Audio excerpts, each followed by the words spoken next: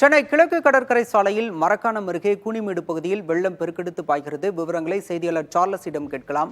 Charles, தற்போது நீங்க இருக்கக்கூடிய பகுதியில் இருக்கக்கூடிய காட்சிகளை பார்க்கிறப்பே அச்சமூற்ற வகையில இருக்கு. அங்க கரையோரம் இருக்கக்கூடிய மக்கள் பாதுகாப்பான இடங்களுக்கு அப்புறப்படுத்தப்பட்டனரா? அவர்களுக்கு தேவையான உணவு உள்ளிட்ட அடிப்படை தேவைகள் பூர்த்தி செய்யப்பட்டிருக்கா?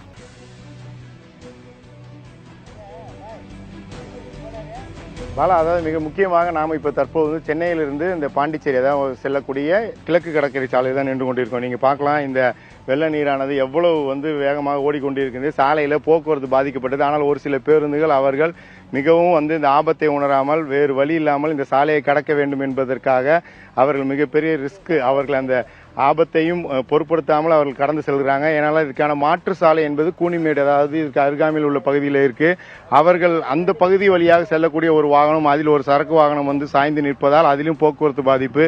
இந்த சாலையில கார்கள் அதாவது வரக்கூடாது. அதுதான் புதிய தலைமுறை வாயிலாக நாம் ஒரு கருத்தை, முக்கியமான ஒரு தகவலையும் குறிப்பிடுகிறோம். ஏனென்றால் உயர் ரக கார்கள் மற்றும் சிறு ரக கார்கள் எந்த கார்களும் இந்த சாலையில் பயணிக்கிறதுக்கு வாய்ப்பே இல்லை. ஏனென்றால் நீர்மட்டம் தொடர்ந்து உயர்ந்து கொண்டே இருக்கிறது. நாம் இப்பகுதியை சேர்ந்தவரிடம் கேட்கலாம். மிக முக்கியமாக இந்த தண்ணீர்லாம் எப்படி இவ்வளவு வெள்ள நீர் வருவதற்கு காரணம் என்ன? கிட்டத்தட்ட ஆயிரக்கணக்கான விவசாய நிலங்களும் ஏக்கர்களும் மூழ்கி இருக்கு. ஏன் இவ்வளவு மழை விட்டும் புயல் கடந்தும் ஏன் இவ்வளவு வெள்ள நீர் வந்தது? வணக்கம் சார். இது என்ன கேட்டிங்கன்னா, இந்த மரக்காணம் மட்டும் கூனிமேடு கிராமம், இது திண்டிவனம் தாலுக்காவில் இருக்குது, விழுப்புரம் மாவட்டத்தில் இருக்குது. இந்த பகுதி சமீபத்தில் தான் இது தமிழக அரசு பறவைகள் சரணாலயம் அறிவிச்சாங்க.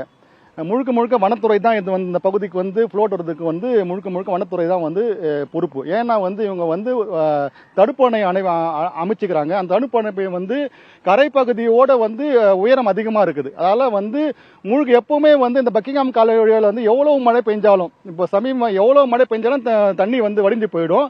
எப்போ இந்த தடுப்பணை இரு கரைப்புறங்களில் தடுப்பு அணைக்காமல் வெறும் தடுப்பணை மட்டும் கட்டுனால இந்த தண்ணி கடல் பகுதிக்கு செல்லாம முழுக்க இங்க இருக்கக்கூடிய விளைநிலங்கள், நாங்கள் இப்போ 5-6 வருடமா இந்த பகுதியில ஒரு போன வருடமும் கூட நெல் அறுக்கவே இல்லை. இந்த வருஷம் நான் 7 ஏக்கர் கிட்ட பயிர் வச்சிருக்கிறேன். அது கூட சுத்தமா முழுகி போயிடுச்சு. இப்போ முழுக்க கேட்டீங்கன்னா இந்த வனத்துறை தான் இந்த பொறுப்புக்கு காரணம். இதுக்கு இப்ப இது எவ்வளவு நாள் ஆகும்? இந்த தண்ணீர் வடிகிறதுக்கு வாய்ப்பே இல்லையா? இவ்வளவு, அதாவது இந்த நீர்மட்டம் உயர்ந்து கொண்டே இருக்கு. இந்த சாலையில போக்குவரத்து பாதிக்கப்படுது. கூனிமேடு, அதே போல இது அருகாமையில் உள்ள கிராமங்கள், மீனவ கிராமங்கள் அனைத்தும் அப்பகுதியில் உள்ளவங்களும் பாதிக்கப்படுறாங்க.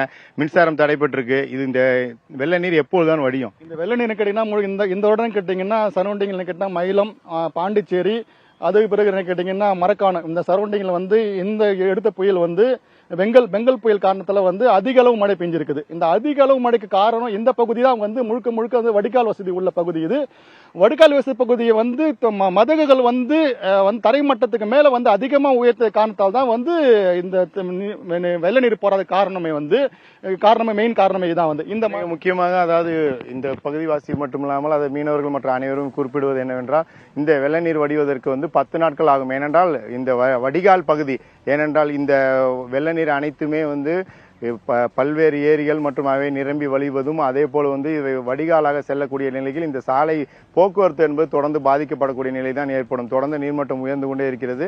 இந்த சாலையில் போக்குவரத்தை பொதுமக்கள் தவிர்க்க வேண்டும். இதுதான் முக்கியமான தகவல். தற்பொழுது கூட நீங்கள் பார்க்கலாம், 2 பேருந்துகள் மிகவும் அவர்கள் ஆபத்தை உணராமல் கடந்து வருகிறார்கள். வேறு வழி இல்லை, அவர்கள் இந்த சாலையை கடக்க வேண்டும். சென்னை செல்பவர்களும் சரி, சென்னையிலிருந்து பாண்டிச்சேரி நோக்கி செல்பவர்களும் அவர்கள் பேருந்துக்கு மேல் ஏறி சில பேர் நின்று கொண்டிருக்கக்கூடிய காட்சிகளை ஒளிப்பதிவாளர் சசிகுமார் காண்பித்துக் கொண்டிருக்கிறார். ஏனென்றால் அங்கே கழுத்தளவு நீர் கூட இருக்கிறது. ஏனென்றால் 2 பேருந்துகள் மற்றும் 2 லாரிகள், ஏதாவது 2 வாகனங்கள், கனரக வாகனங்கள் எதிரெதிரே வந்தால் பெருத்த சிரமம். அந்த பகுதி மிக முக்கியமாக அவர்கள் கடந்து செல்வது சிரமப்பட்டுக்கிட்டே இருக்காங்க. பாலா, நிச்சயமாக சார்லஸ், சாலையே ஆறு போல் ஓடும் காட்சியை பார்க்கின்ற போதே தெரிகிறது பெருமழையின் தாக்கம் எந்த அளவிற்கு இருக்கிறது அப்படிங்கிறது. களத்திலிருந்து விவரங்களை வழங்கிய மிக்க நன்றி சார்லஸ்.